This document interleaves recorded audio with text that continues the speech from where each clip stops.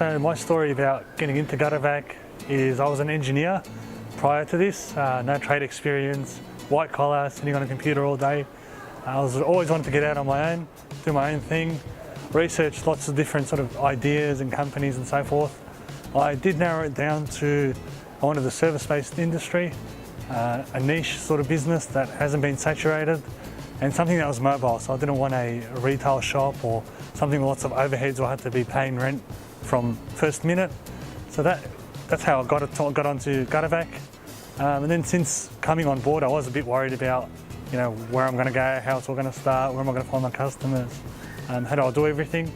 And then I attended the first thing was a 7 days training, which was a big relief.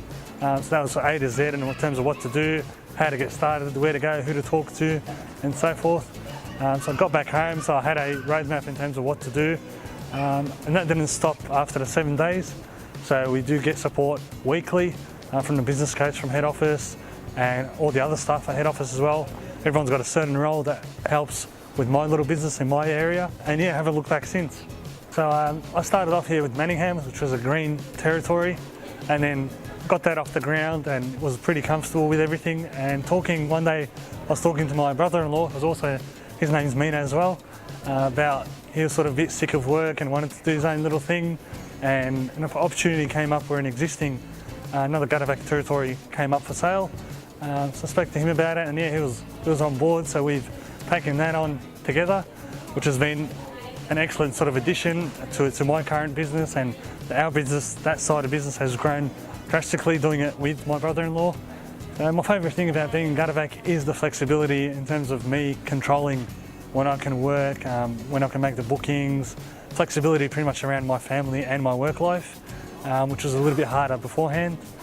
And again, when we need to go on holidays, that we can work that months before it. I know when it's going to be busy or quieter, and I can schedule my life around work rather than the other way around.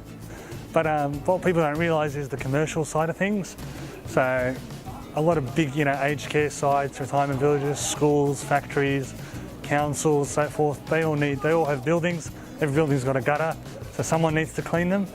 And that's where we sort of come in, and where our service is unique is we can tackle those big commercial sites, being a nationwide sort of brand, and where there's other franchisees I can call upon and other machines and so forth to tackle those really, out of reach sort of scope of works type of buildings.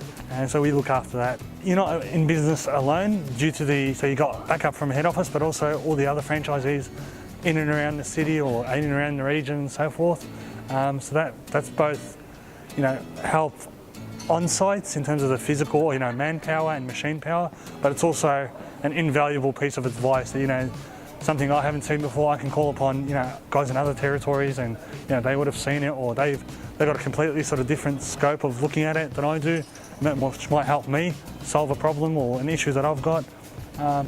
Also in terms of someone might specialise in a certain commercial sector that I'm not familiar with, instead of me trying to figure that out and sort of, coming up with things, I'll take on, so their experience and their expertise in that, with both setting up for the job, what to look out for, how to quote it, and so forth.